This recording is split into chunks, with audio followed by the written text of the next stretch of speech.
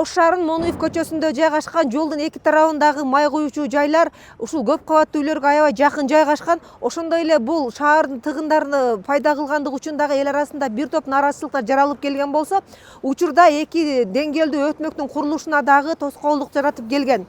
Шаар бийлигинин сүйлөшүүлөрү менен эми мына ушул 10 жылдан бери чечилбей келген май куючу жайларды бузуу аракеттери башталды.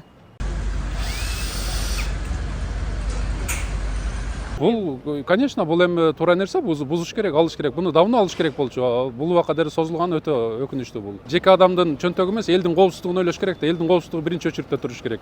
Коопсуздукту жаратат да шаардын ортосунда болсо, чет жакта болуш керек да. Эгер пожар опасный го, пожар болсо эгерде бул жака пожарный машиналар да кире албай калат го дейм. Чечим чыкканы туура эле. Эгер менчик жери болсо, заправканы алып, столовой бир дем алыш жайыбыз алса болсо керек деп ойлойм да. Анан заправка өтө кооптуу да, себеби айланада бүт эле тосуп турат да элдин баары. Канчалаган бензиндер бар, канчалаган солярка бар бунун ичинде. Ошого элдин коопсуздугу керек да бизге. Ошолорду тышка чыгарып кетсе жакшы эле болот эле. МПА деп аталган май куючу жайга жанаша жайгашкан көп кабаттуу үйлөрдүн биринде жашаган Анвар Алымкулов көп жылдан бери жашоочулар бул жайды көчүрүү маселесин көтөрүп келгенин айтышат. Бирок ага чара көрүлбөй кооптууну менен жашап келишкен. Заправка мына жашоо элдин жашоо жеринде көп чет элде жашаган жерге туура келбейт, болбойт.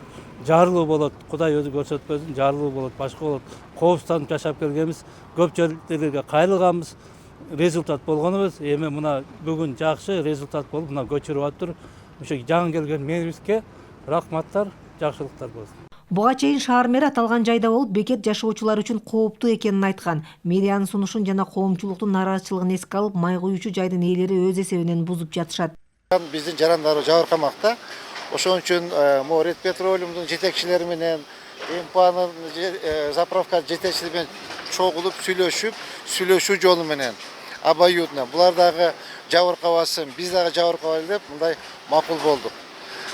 Эч кандай препятствие болгон жок. Эгер шаар үчүн шартуу көркү үчүн боло турган болсо макул, анда биздин ушул май куючу заправкалар тоскоол болсо алалы деп өздөрү макул болушту. Эч кандай бир буларга кысым болгон жок, сүйлөшүү жолу менен алдык. Бул жайда жүрүп жаткан эки деңгээлдүү өтмөктүн курулушуна байланыштуу мыйзамсыз кызыл сызыкка чыгып кеткен 20га жакын соода күркөлөр алынган. Ал эми бул май куючу жайлар дагы алардын катарында болгон. Андан сырткары ушул жолдун курулушуна жыл башынан бери муниципалдык менчик башкармалыгы муниципалдык жерлерде эскертүү берүү менен биз алдык. Ал жерде жана заправкалардын рекламный щиттери бар эле, аларды алдырдык. Ошол жерде чоң бир мындай П-образный рекламалык тактайлар турчу эле, аларды алдырганбыз.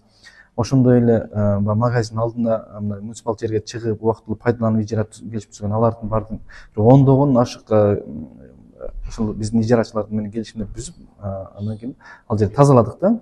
Мындан сырткары Ош шаарынын мэриясынын муниципалдык менчик башкармалыгы тарабынан тротуарлардын боюнда жайгашкан тосмолорду, шаардын көркүн бузуп жаткан мыйзамсыз объекттерди бузуу иштери башталды. Көчөлөргө жаңы бак-дарактарды тигип, жашыл аймактарды көбөйтүү боюнча тапшырмалар берилди. Себеби мына жолдун кеңейишине башталганда байланыштуу алынатыналардын баардыгычы. Самара Асанова, Бектур Калыбек уулу, ЛТР Ош шаары. Келишим немелердин баардыгын жоктотуп